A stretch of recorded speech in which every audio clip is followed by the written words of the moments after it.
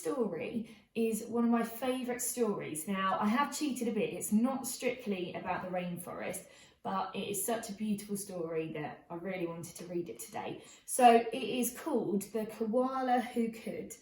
The author of this one is Rachel Bright, and the illustrator, the person who did the pictures, is Jim Field. And the reason I love it, it's all about a koala who hates change, and he's really scared of change. But he's forced into change, and he realises that it actually wasn't so bad after all. And I'd really like to dedicate this story today to all of the amazing team at Haycroft. We've had to put up with a lot of change at the moment, but as always with Haycroft, we've come out as an even stronger team. And I'd particularly like to give a big shout out to Mrs. Dilworth, Mrs. King, Mrs. Stewart, Mrs. DaCosta and Mrs. Dickinson, the Year F team, who are missing a lot while I'm staying at home this week, but sending lots of love.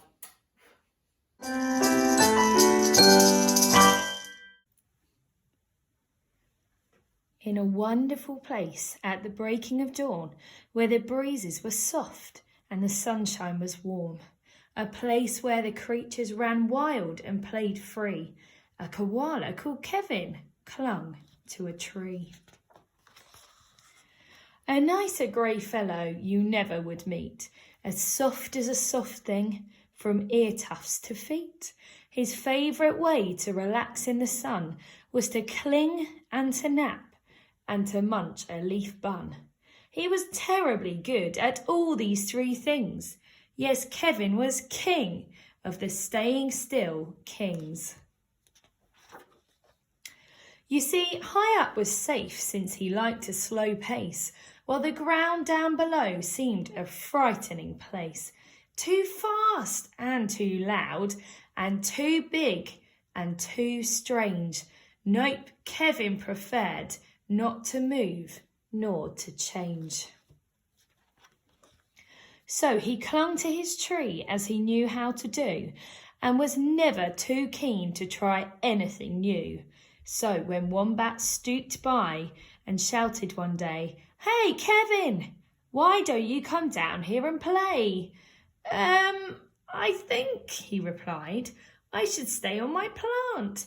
I'm busy right now. No, I'm sorry, I can't." "Why not?" cried the Roos, who liked the idea. "Yes, why?" called the Dingoes. "You've nothing to fear." But Kevin, who wasn't the do things quick sort, said, "I've clinging to do, but thanks for the thought."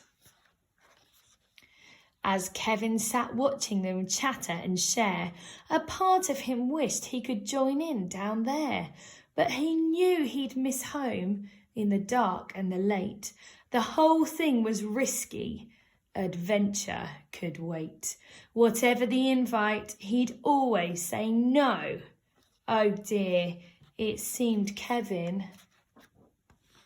just couldn't let go. So his life was the same, no matter the day. The weeks came and went, and the months rolled away. And Kevin stayed still while the world moved around, until he awoke to a worrying sound. Tap, tap, the sound went. Well, this was a blow. Tap, tappity, tap, tap, tap. Oh no! "Uncling," the crowd called that had gathered below. "Leap and we'll catch you, just let yourself go." But Kevin was scared. "Let go? No, I shan't. I won't," clung on Kevin. "Oh dear, I just can't." Woof! Down came the tree with a cracking and pinging, crash and a wallop, with Kevin still clinging. Kevin, he carefully opened one eye and looked at the love staring down from the sky. Then one claw by one claw, he slowly unclung. He felt springy and light and happy and young. The worst he could think of had now come to pass, and he was just fine. Why, he felt quite first class. So when Wombat held out a most welcoming paw, Kevin, he didn't hold back any more.